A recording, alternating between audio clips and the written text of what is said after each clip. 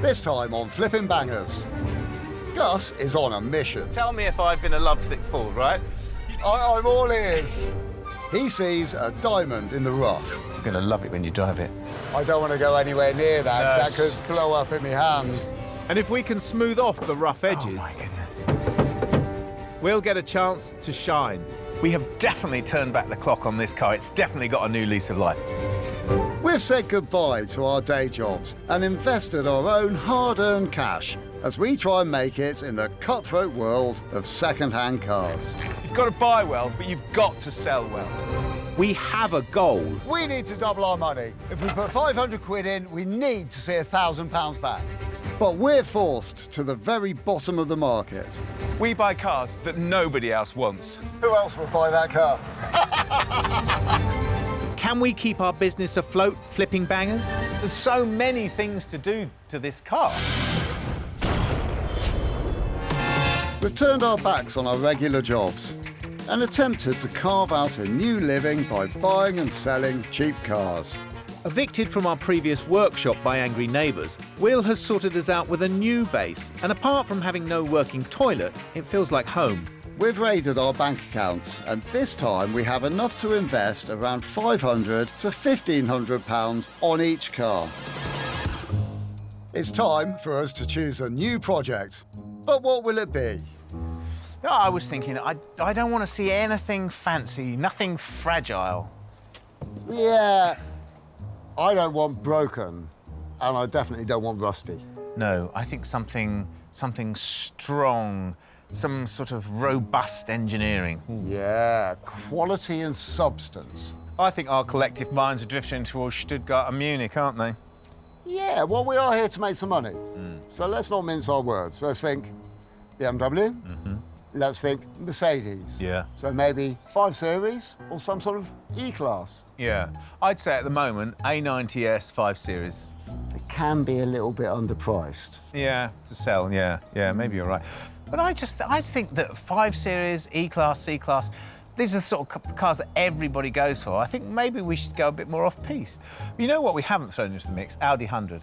Audi 100 Avant, the estate. Really rare. Yeah. I think they'd be worth more than either of those. Look.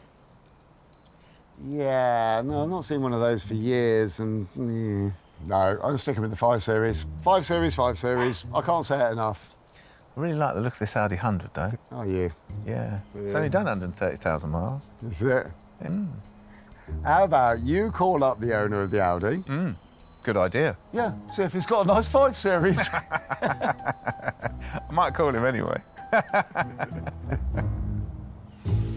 After a little spell on the dog and bone, that's phone, we pack up and head off. Which car will we see? A 5 Series that Will wants, or do we disregard his feelings and look at the wonderful Audi 100?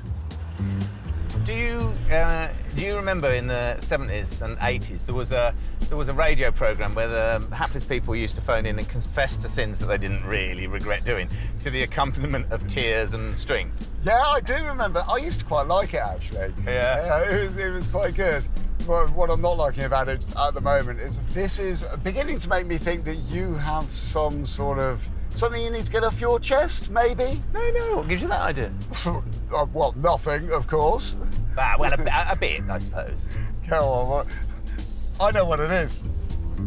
I know exactly what it is. I've worked out already.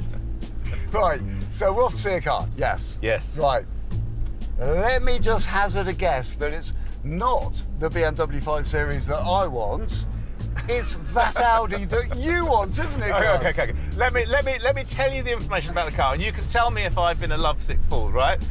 I'm all ears. Go for it. You know there's that website where you can type in the type of car you got, and it will tell you how many are on the road in the UK at that point, yeah? So Yeah. if you do that to an Audi 100 Avant, it comes up with 25 cars. And in my mind, low supply means high price.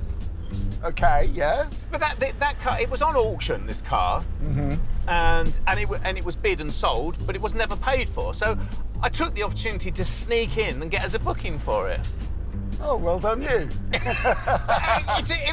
was a great point in Audi's development, and I think they're just an underloved car because Audi were trying really hard. They had that whole sort of flush fitting glass and that sort of 0.3 coefficient of drag. You know, they were on fire when they were making these cars. Yeah, they're quite technologically advanced. Yeah. But if I'm not happy with it, then you've got absolutely nothing to worry about, I'm sure. That's exactly what I was hoping you'd say. Oh, well, that is good then. There we are. The owner of the Audi is at work, so we're left to our own devices. Look, Matty said he'd left the keys with his sister, so we can get the keys, you can drive it, and then you can see the whole picture. I mean, look at this side. This side looks Gus, fantastic. you're creating a diversion tactic, I can tell. Look at those wheels, original wheels. Yeah, lovely. Rare, very rare. Oh, hi. Hi. Matty said he'd left the keys for the car with you. Yes, he has. Let me just grab them Brilliant, for you. thank you. You're going to love it. You're going to love it when you drive it. It's sophisticated. Lovely. There we go. Thank you. I reckon we'll be 10 or 15 minutes. Is that all right? Okay, All right. enjoy. Thank you very much. What, sophisticated like me? No, sophisticated like a sophisticated thing that's sophisticated. Got some nice bits on it, hasn't it? Look, tinted green glass, an electric sunroof. It's got all these period features. Paintwork, not too bad. And the wheels, look at those wheels. They're rare and they're in really good nick. They're good. Admittedly, yes, it's got a load of nice features on your side, but starting around here, there's been some damage on this bonnet, which has been repaired, and the repair's all fallen off. This side of the car actually looks like it's been to war and I'm lost. not looking at that side, I'm looking at this side. And look, it's got its original load liner in there. Brilliant, but look down here. Look at that valance. It looks like they've reversed over a cow twice. OK, let me show you something down here. A piece of beautiful automotive art, which no one can say isn't a brilliant thing. 2.3, 5-cylinder Audi engine. Are you sure? Oh, yeah. Oh, I do know these are good engines. So, I mean, let's see what it looks like. Ba-ba. Ooh. That's amazing. The bonnet actually works and stays out. That's handy, isn't it? Yeah. And, well, actually, it doesn't look too bad in there, which is kind of pleasing to see. I mean, they're sort of bulletproof sort in there. If it runs all right, then it's a corker. Yeah, yeah. It's just old, isn't it? It is, yeah. I think we should drive it. I think you should drive it. And I know that you're not a very good driver, but I think Thank you. you should drive it just to see you're going to like it. This is a diversionary tactic, Gus. I know what you're doing. I don't know what you're talking about. I mean, anyway, this is supposed to be your treat, not mine. You're going to love it. Right, well, let's see. It's headlining, right? That is falling down there, and then the whole of the back of it's held up with carpet tacks by the looks of it. Yeah, yeah, we have. But look what we have got. Look at the grey velour on these seats, which is in fantastic nick, isn't it? Yeah. And look, all this, the dash, it's like a time warp. It's really good, isn't it? I must admit, it is a good period piece. Radio's missing. But what I'm really, really worried about is, like, are our potential buyers going to warm to this car? Because it's not really something they know. Not like a BMW 5 Series. No, but the bare bones of this car are good. I know it's got issues on the outside. I know it's got issues on the inside. But if you take the age of the car, what it is as a whole, I think it's amazing. Is this your last-ditch attempt to try and win me over, is it? Go on, let's have You a go. are, I can tell. Go on, Will, you're going to love it, you're going to love it, you're going to love it. Actually, I think I might. I'm sorry I'm being a bit down on it, but... Ooh, Sound nice. does sound nice. The Audi even has a current MOT. What more do you want? I hope you know I'm being really generous letting you drive this car. A, because you're a terrible driver, and B, because I actually really want to drive this car. I know I'm a really terrible driver, and I know that you really want to drive this car. And you're not actually being generous in letting me drive the car. That's to your own ends, mate. You're just trying to win me over. It's an ulterior motive. And The car- You can't work that one on The me. car will win you over. Well, Listen to that engine, it sounds great. yeah, the engine does sound great. I mean, it's very crisp, and it pulls really nicely. Yeah, I'd say, yeah, cracking little engine. No worries there at all. Well, look, we got no stereo, have we? So we should let that be our in-car entertainment system. Oh, that's a perfect motorist solution, that is. And I don't want to sort of wax lyrical about cars of the 80s or 90s, but I will do a bit. I mean, they built some great cars. Yeah, Some really brilliant cars in that period, and this is one of them. It's really solid, really nice.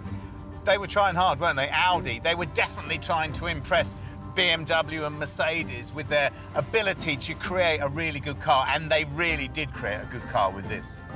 Yeah, it's as tight as a drum. I mean, it's comfortable to drive, and it does feel like the sort of thing you could drive around in all day long, no worries at all. The bare bones of what we've got here, for the age, we've got a really, really good car, haven't we? And it's cool, I think it's cool. Surely sticking to the standard stuff that people like, you know, the mainstream thing, isn't that a better idea? I don't know, I think if you find the car and everything else will work itself out, it'll all fall into place. And no sooner have those fateful words been spoken. The temperature gauge is getting quite warm, Gus. Yeah, I can smell it, can you? I can smell something. Yeah, you can smell vaporising coolant. Yeah, it smells like it's leaking something somewhere. And in actual fact, there's a little bit of steam coming out of here as well. Oh dear! Yeah.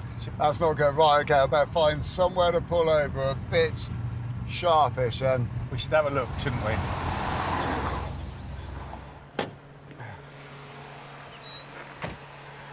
I think that's what the steam is, isn't it? Oh, that's leaking. Yeah. It's a split. I think it's split down the middle, isn't I it? don't want to go anywhere near that, No, 'cause that could blow up in my hands. Should we get it home? I think we ought to, yeah, Come on, let's get it definitely. Slowly and steadily, I think, will probably be the best thing. There is a saying, you break it, you buy it.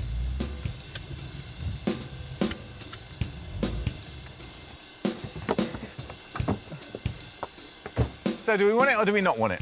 Well, I think you like this car so much, it would be mean for me to say no. So it's a yes. All we've got to do is work out the price and see if we can do a deal, I suppose. £1,200. OK, well, let's go and have a haggle then. Go and sort it out properly. No, we can put it on the trailer now. Is there something you're not telling me? To show interest in the car, to get the first view in, I had to show how interested we were, and I sort of had to buy the car. I had to, really. We've owned this car the entire time. You've pulled the wool over my eyes, haven't you? Well, not really, but a bit, yeah. But to be fair, if it wasn't as advertised, we could have cancelled it all, couldn't we? That's funny. That's clever. Right, I'm off to get the trailer, but I think if there are any stinky jobs on this, they might be on your list, not mine. That seems fair enough. It's the first time Gus has ever bought a car without my say-so. But in fairness, he did get my agreement before telling me. Maybe it makes for a more efficient process. Who knows? Well, Gus, you surprised me there, and I am pretty amused by it. I don't like dishonesty generally, and I certainly don't like dishonesty between us. Yeah. But he was on the phone, he was saying, are you serious? I've got people calling me. Are you serious when you're going to come and see it? And he just lost the sale. And I thought, you know what? It's just easier. It was 1,200 quid. It was just easier to do it. Well, I think you've done the right thing, and I really like the car as well. You've pushed out your intentions that little bit further. You've clinched a deal. We've got a very smart car there. Yeah, I'd like to have met him. That would have been nice. But, Yeah. you know, it's not. It's just, it's not. If it's not to be, it's not to be. But he seemed a very genuine man, I have to say. And I don't think £1,200 is too much. I think it's probably what the car's worth. Not too much, not too little. About right, I think. We've only looked over the Audi quickly, so the next day we come at it fresh. You know, since we got this car in that rather unusual way, Yes, granted. I've actually started to quite like it. Good. Which is, I mean, well, it's different, isn't it? I mean, it's Yeah. a different car. It's quite a cool-looking car. For the money we paid for this car, it seems like we have actually got a real bargain. Yeah, I am genuinely pleased that you've come round to it in that way. I really am, because I'm not proud of the way we got it. But it had to be got, and that was just the way of it. But I agree with you completely. I love the lines of this car. And it's the estate. It's not the saloon. The saloon does nothing to me. It's the estate. I just think it's cool, don't know? Yeah, I think it's really groovy. So let's start thinking about the jobs that we've got to do on this car. And Yep. I think it is quite fair to say the car speaks for itself, doesn't it? So Yeah. we've got all this paintwork down the side of the car, the bonnet, and those great big dents in the back as well. Yeah. Well, what worries me about this is, slightly, looking at it, that it's a metallic, isn't it? And we've done flat colours before, but we've never done a metallic before. And I wonder if that just needs a bit more research or something. OK, well, let's approach it from this point of view. How about we get stuck into it and do all of the prep work for the painting? Yeah.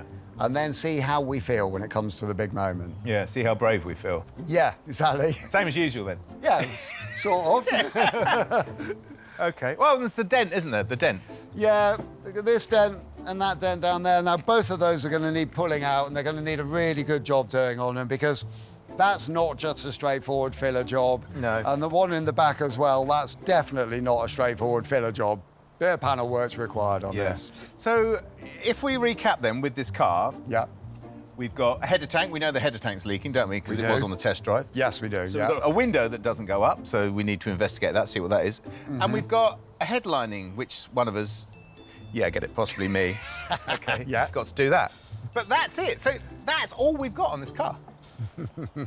So that's amazing if that's all it is. It actually. is, yeah. I mean, the rest of the interior is mint. Yeah. The car drives really, really nicely. Yeah. Yeah. Is it conceivable that this car will go through the workshop without any extracurricular activity needed? Yeah. You know that saying about counting chickens before they hatch and all of that? And I've just done that. Yeah. Our machine-like process is primed and ready. Pickies first.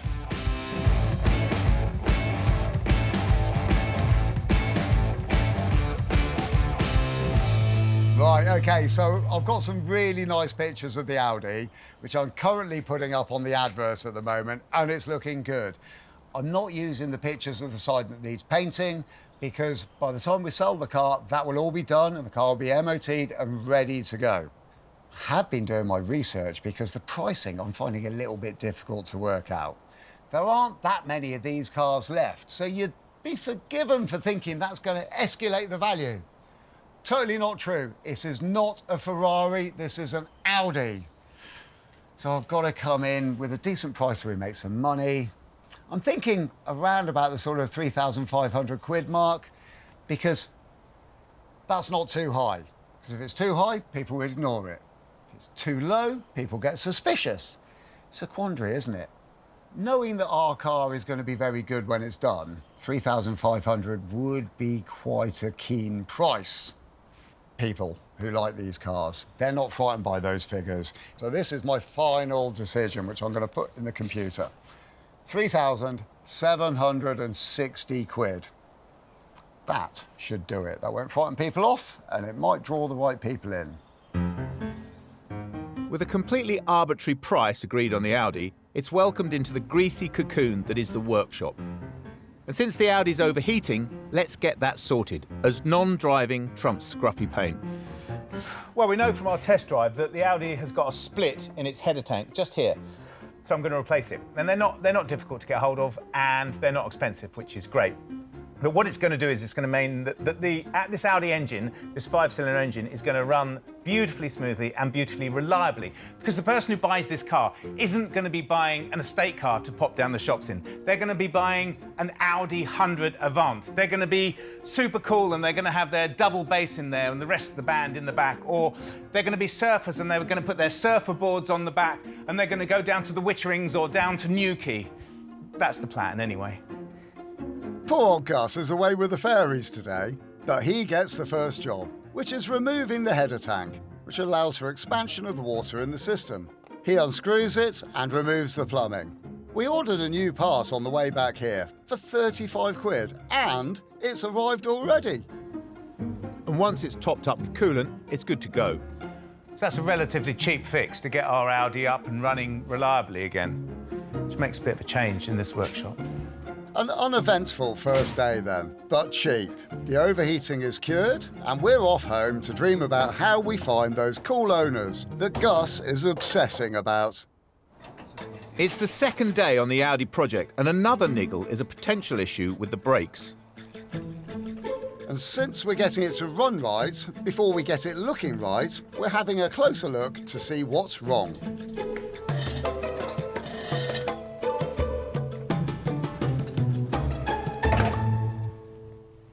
So one of the problems with this car when we were test driving it is that the brakes were binding on, and I figure it's probably the handbrake that's binding on. So we've got a car that's sat for a very long time. We have a handbrake cable which degrades in time and causes massive friction, and we have a very, very tired-looking spring here. And this is what operates the lever that puts the handbrake on and off. So any amount of friction in the cable will cause a great deal of loading on this, what is looking like a very, very tired spring up here. So I've got a new spring and I've got a new cable. First up, this lot needs to be disconnected from the handbrake up at the front. There's a bolt underneath the car which is responsible for that.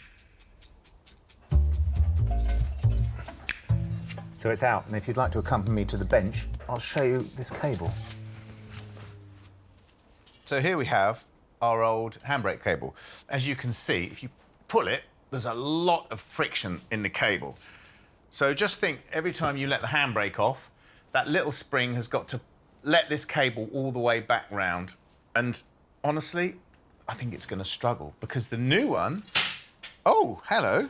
Look at that. Easy peasy. That's going to fly off, isn't it? And we've got a new spring to replace our tired old one. So the combination of our new spring and our new cable, I think it's definitely going to do the job.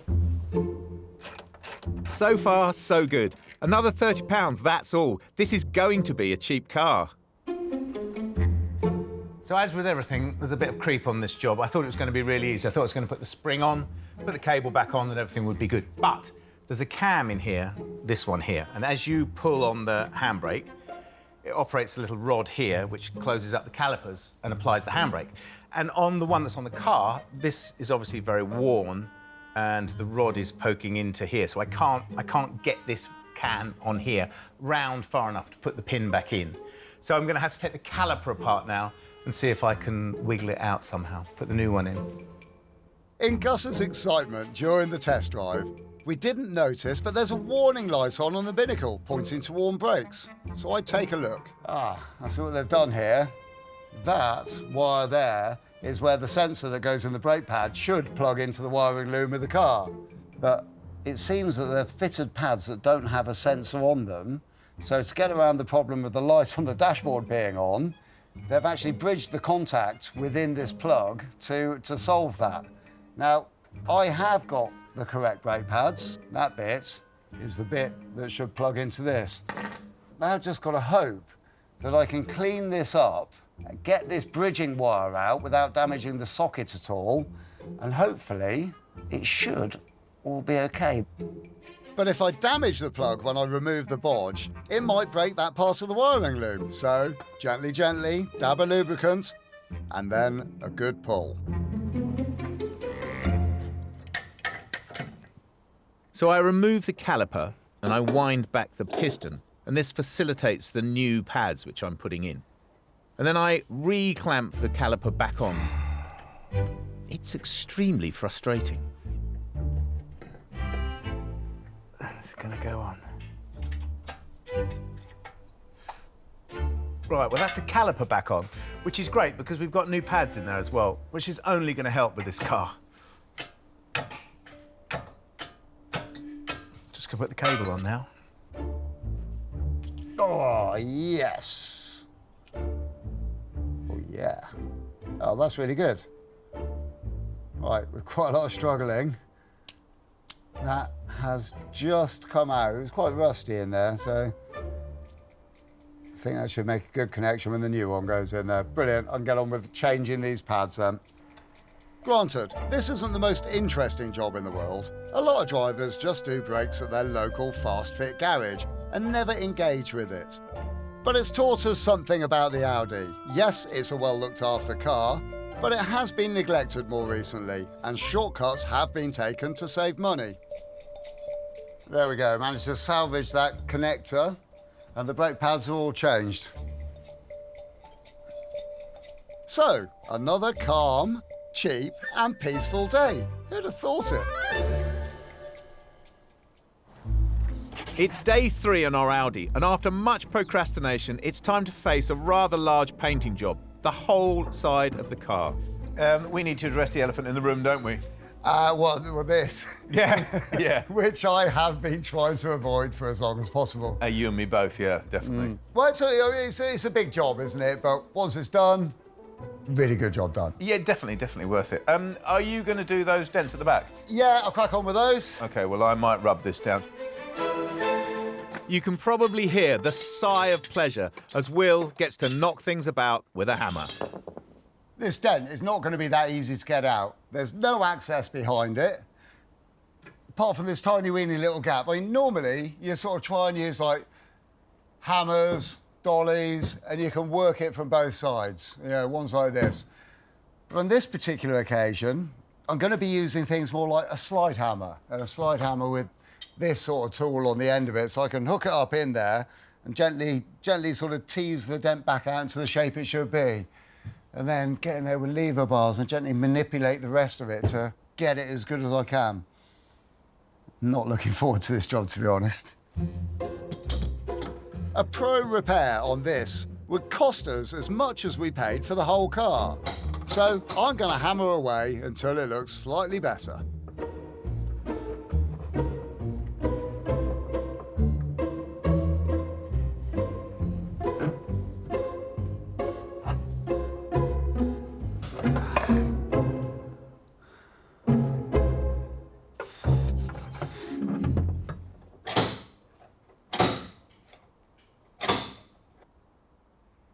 Well, I'm certainly not saying that that's perfect, but it's been very, very tricky to get that back into the shape that I got it to. Do you know, it's good enough. I think it'll work. The most important line is the bottom one, and I've got that pretty good. Yes, tiny skimmer filler. Yes, a bit of paint. That'll be a great job. A paint job like this, done professionally, would be at least £1,000, so we've got no option but to take it in-house. But the job isn't limited to just the paint. Now, I'm in a dent-busting mood, and I need to sort out this dent at the back. It's a small one, but that doesn't mean it's going to be easy. This dent down here, when you first look at it, doesn't actually look that bad. But here's the problem. It's on a large, relatively flat panel, so the repair that we do on this has got to be good, otherwise it's just going to show. There's a couple of detailed lines along the panel as well. Now, that's my starting point. I've made this wooden punch. If I just work along those lines really gently, I'll make a good start on the job, and then I can take the rest of the ripples off the panel as I then work it up from the detailed line. What Will is trying to say is that bashing the dent out with wood is slightly softer than a hammer. Working around the dent is quite an art, and Will is pretty good at it. So you can actually take a gauge of where you are when you're working on a job. If you put a straight edge up against it, you can see what sort of curve should be, and you can see if there's a dent easy. It's a very quick, easy way of getting a very good idea of where you're going.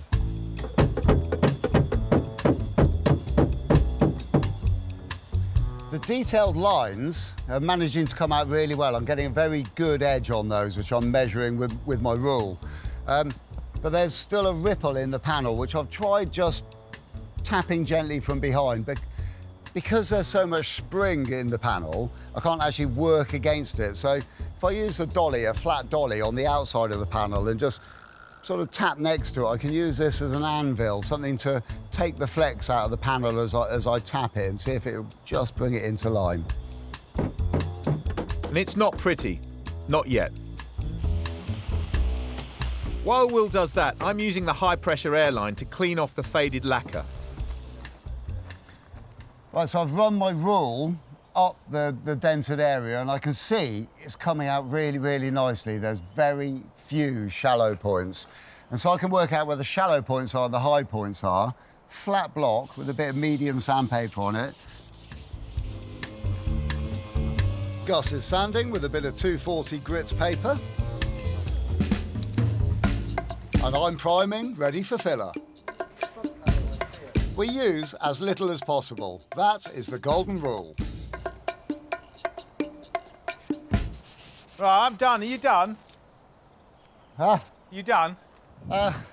Yeah, I mean, I'll say I'm getting there rather than actually done, but yeah, I think we could, Just going to roll it in. yeah, get it in, get masked up. We could do getting some primer on this as soon as possible now. It's starting to look pretty good. We don't have a lot of drying time left, so the race is on to get the Audi where it's ready for paint. We're quick at masking now. It's a skill that we've definitely improved on.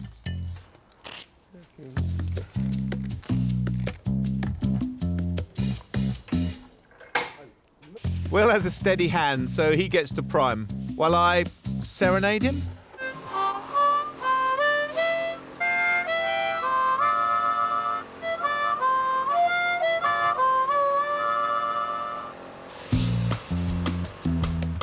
Metallic paint has really put us off in the past.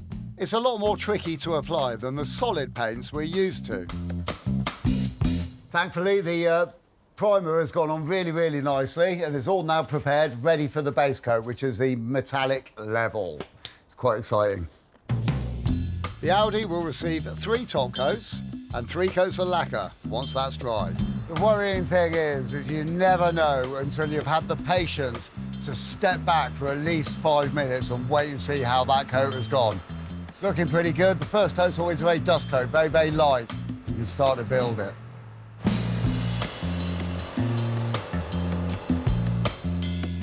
It's a long, long day and we work late into the evening. But what a rewarding day it's been.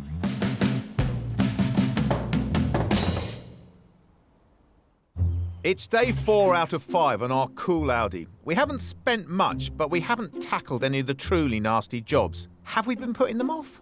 So it would seem to me that we've spent an awful lot of time on this car already, and we've only really just got it up to the point where any normal person would buy it.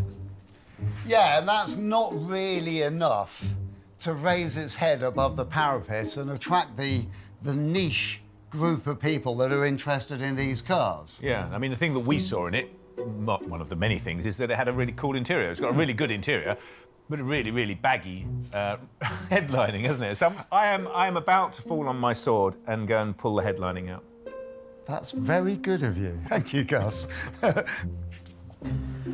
So I would say that the major problem with headlinings is getting them to stay where you want them, i.e. up on the ceiling. Even the Might of Ingolstadt has a problem with it. This is common with Audi 100s. You might not notice it on this car because it's been cunningly concealed with thumbtacks that someone's pushed in through the lining. I don't particularly want to do it because I'm nervous that as soon as I've done it, and it's quite a lot of work to get it out, I'll get it stuck on, put it back in, come in the next day, and it'll be hanging down again. But I'm going to give it a go. This Audi 100 has a desirable electric steel sunroof, but the opening lip is particularly ugly. That's number 1 target today.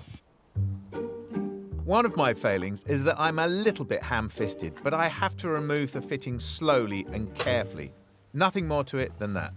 Look at that. The whole of the headlining is made of corrugated cardboard, which I find fascinating and fantastic in one way and deeply, deeply frightening in another.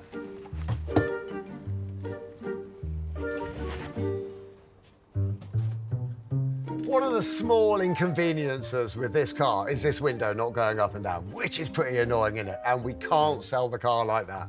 I've had a look inside. Yes, the wire has broken, which is pretty much the standard for this sort of mechanism. We've found an Audi parts supplier who has everything, and you can buy a whole window mechanism. A pattern part is £20 and an Audi one is £40.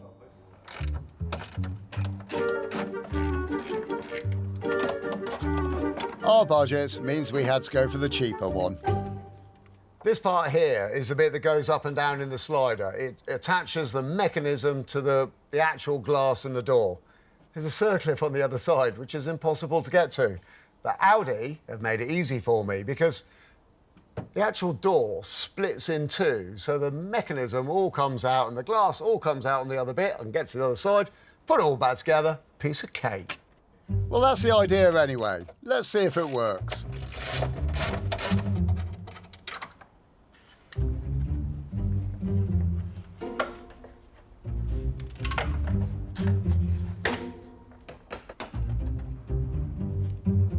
Well, that's a really class bit of engineering.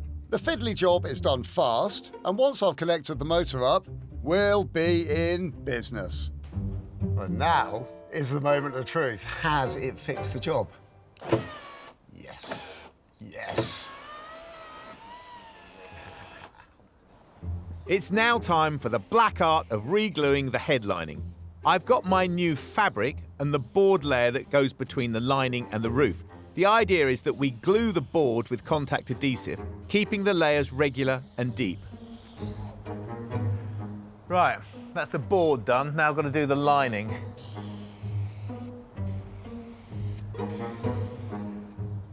And the hideous bit now, where we lay the new fabric over the board. There is only one chance to get this right. OK, so I'm going to lower this down, yeah? Well, I would, yeah, Got plenty over.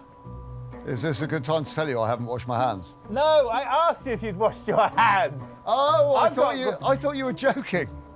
I don't know about you, but it's nerve-wracking watching from this end. It's nerve-wracking down here too.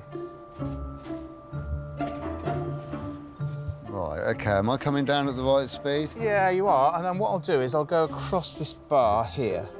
You know, you kind of want it to move in a three-dimensional way. Yeah, that's passable, isn't it? I'd say. And we'll cut this, and then we'll be able to work it without the stress of this bit in it, won't we? And I say we, I'm roping you into doing this as well. No. I told you I haven't washed my hands. You didn't wash them for a reason. Is your heart still up in your throat, is it? Yeah, a bit, yeah, but it's not too bad, is it? I'm going for the hoping that my jumper's cleaner than my hands approach. That looks all right, doesn't it? I'll come around that side, do a bit there. We'll spare you the things that don't go exactly according to plan. There are some stumbles and a small dose of bad language. But after what feels like about a week... I'm super pleased with that, I've got to say. All I've got to do now is get it back in the car without getting it dirty or tearing it or breaking it in some way. That should be OK.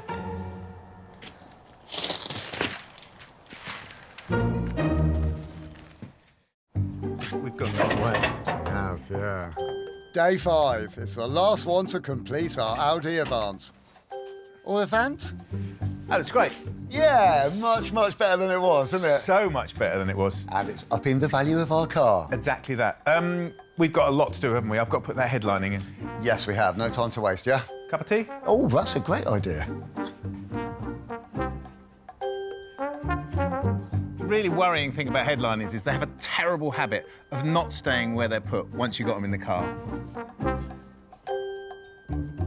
The card headlining will attach to the roof with more adhesive and clips. It'll look prettier than the last incarnation.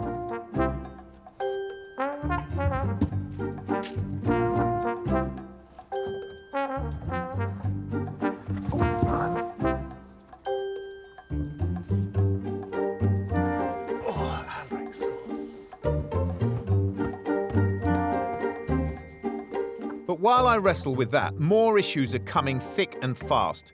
Yet another thing we had not spotted before. We've got a problem with the dashboard in our Audi. The LCD screen doesn't work, and worse than that, it actually looks slightly broken as well. So in the past, it's been OK because we've been able to find engineering companies that can fix things like this. But this being a slightly older car, we've had to draw in our friend Mark, who's a whiz with this sort of stuff. And we're sorting the problem by buying another binnacle from another car, which isn't exactly the same model, but Mark's skill is he can tease this one apart, get the component out that we need, put it into our binnacle. End result, we have a fully functioning binnacle that we can stick straight in our Audi, and the problem is completely sorted. Without the LCD working, the Audi's interior loses a tiny but visible bit of its appeal. We're going to have to hope that the LCD in our used binnacle works just fine, because if it doesn't, we're stuffed. Wow, this really is the world of tiny little screwdrivers and millions of fiddly little screws, isn't it? It's a good job I can see. Yeah, it is, 'cause I mean, I need my glasses on for all of that. So these are the components which did contain, or still contains, have you got it out yet? It did contain this very small LCD screen here, which I've now matched up with that one there. Yeah. There were some very small differences, but thankfully the LCD at its core is exactly the same. So I've now removed this unit here. Yeah. And ready to strip that unit down, get it in there, test it, and then should be good to go. Brilliant. Well, I'm going to watch and learn, if you don't mind. That's fine. What I'll do, I'm going to crack on and strip this unit down. Wicked. Mark is principally an electrical engineer for Mercedes, but he's able to apply his logical mind to our Audi.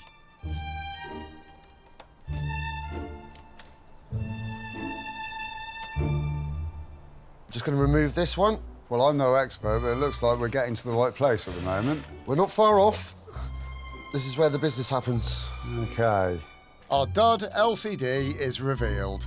Day runner, yeah. A day runner. Oh, there's a song in that. I'm doing brilliantly with the headlining. Oh my goodness.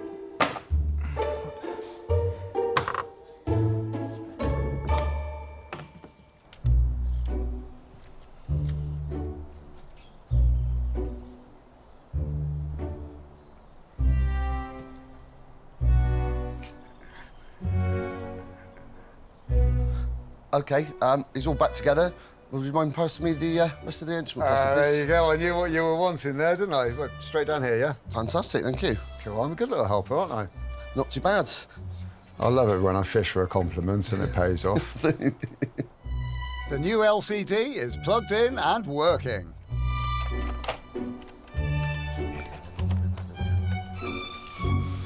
And that's the last screw. We're all done. Oh, mate, cheers for that.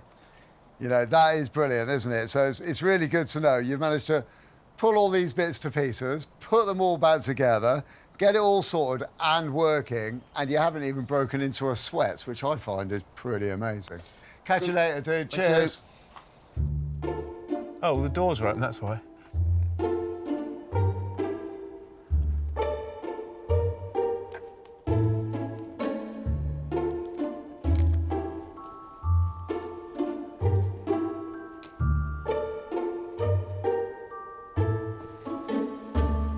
And that looks like a finished car. We only paid $1,200 for the Audi. Braking parts were 150, and we spent 285 on electrical items, 200 on consumables, and 100 on a headlining. So that's a total of less than £2,000. Amazing value.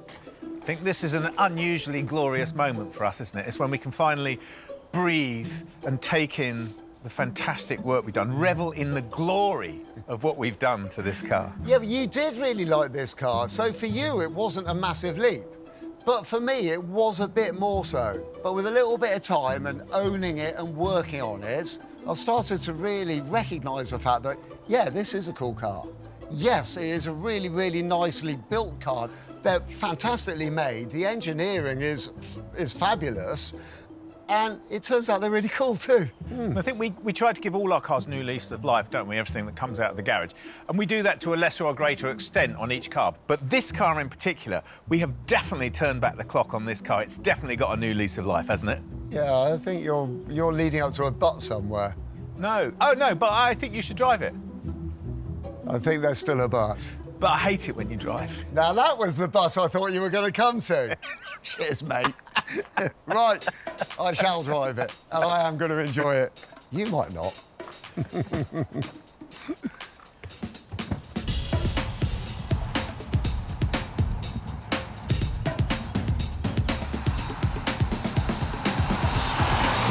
I've always liked them, and it's not just the lines of them that I like.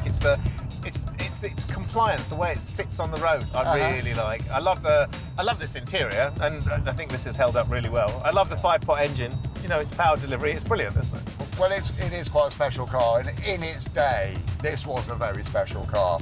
To go out and buy one of these new, you know, off the forecourts, you had to be something pretty special in your game. You had to be well off. I mean, this is an expensive car, and it came with, you know, all sorts of, you know, modern creature comforts, such as electric windows, which was quite special back in the day. I'm picturing in my mind airline pilot or consultant surgeon or someone with a house in Scotland, and they pile the red setters in the back and the kids and they hammer off up to Scotland of a weekend.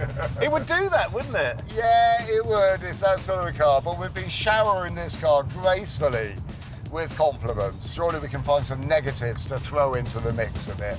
I don't think there should be. I don't think there has to be. I can't think of any. I mean, actually, the one thing I do think is negative, the biggest negative, is the same old story that I have to tell you every time that we try and sell a car. I know, I can guess that already. No one wants it, yeah? Well, it's not that no one wants it, but no one's looking at it, no one's bidding on it, no one's calling. I did have one chap who I talked to, and he said, well, let me know when you've finished it. Yeah. And I phoned him up and he bought a Mercedes. I know.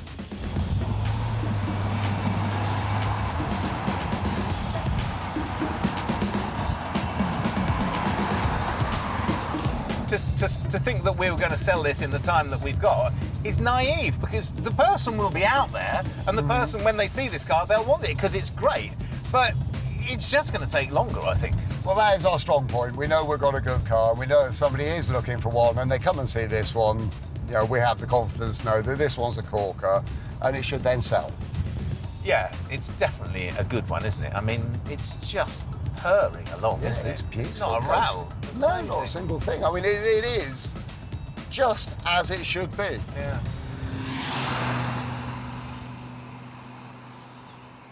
But good vibes alone will not fill our pockets. We advertise the Audi, we sit, we wait. It's pretty good, actually, so we seem to have some interest Interest in what? in the Audi. Oh, good, good, good, Seem good. to have two people on the thread at the moment. Right, so option A, Yes. it was a Mr. Burke. Mr. Burke has offered 2,000 quid. OK, well, yeah, I mean, at the moment, that seems attractive, but it's not enough, is it? No, it's not. Well, it's better than option B, which is a Mr. Austin, as it turns out. Oh, that might be him upgrading it. See what you've done there? Well, that's good, isn't it?